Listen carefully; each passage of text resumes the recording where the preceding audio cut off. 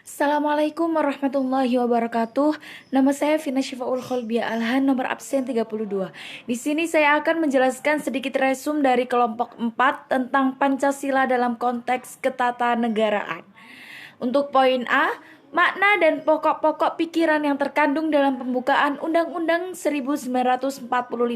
Yang pertama, pokok pikiran persatuan menyatakan bahwa negara siap melindungi bangsanya serta seluruh wilayah Indonesia dari paham-paham individualistik ataupun golongan. Dan yang kedua, pokok pikiran keadilan sosial dimaksudkan supaya masyarakat memiliki pengertian dan kesadaran akan hak-hak dan kewajiban yang dimiliki oleh setiap individu. Pokok pikiran pembukaan Undang-Undang 1945 ini dibuat dengan berpedoman kepada pasal 27 sampai 34 Undang-Undang 1945.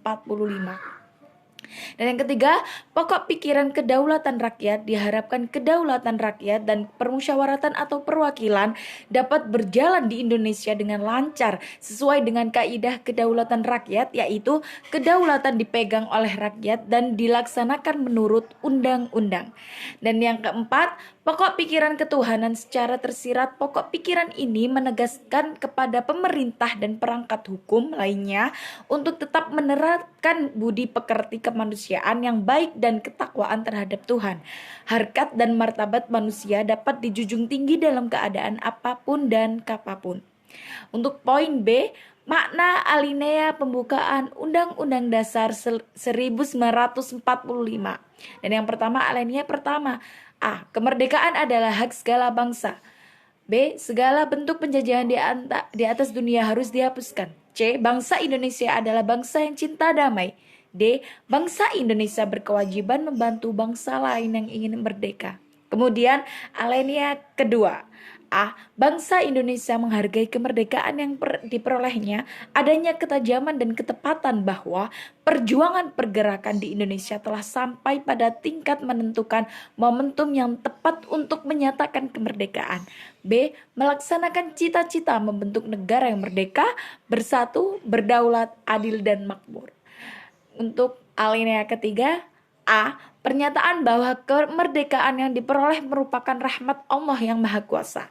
B. Menunjukkan sisi religius bangsa Indonesia. C. Pengukuhan terhadap proklamasi kemerdekaan Republik Indonesia. Dan yang terakhir, menunjukkan sisi moralitas bangsa Indonesia. Untuk alinea keempat, menunjukkan tentang tujuan negara, dasar falsafah negara dan Undang-Undang 1945. Tujuan bangsa Indonesia mewujudkan kemerdekaan untuk melindungi bangsa dan tanah air Indonesia. Prinsip negara yang dicapai untuk mencapai tujuan tersebut yaitu dengan menyusun kemerdekaan dalam Undang-Undang 1945. Poin C yakni hubungan proklamasi dengan pembukaan Undang-Undang 1945, yakni memberikan penjelasan terhadap dilaksanakan proklamasi pada tanggal 17 Agustus 1945, yaitu menegakkan hak kodrat dan hak setiap bangsa akan kemerdekaan, dan demi ini pula lah bangsa Indonesia berjuang terus-menerus sampai pada akhirnya mengantarkan bangsa Indonesia ke depan pintu gerbang kemerdekaannya. Kemudian dengan memberikan penegasan terhadap dilaksanakannya proklamasi 17 Agustus 1945, yaitu bahwa perjuangan gigih menegakkan hak kodrat dan hak moral atas kemerdekaan itu adalah penjajahan atas bangsa Indonesia yang tidak sesuai dengan pri keadilan dan pri kemanusiaan. Bahwa perjuangan bangsa Indonesia itu telah diridhoi oleh Tuhan yang Maha Esa sehingga pada akhirnya berhasil memproklamirkan kemerdekaannya. Sekian, terima kasih. Wassalamualaikum warahmatullahi wabarakatuh.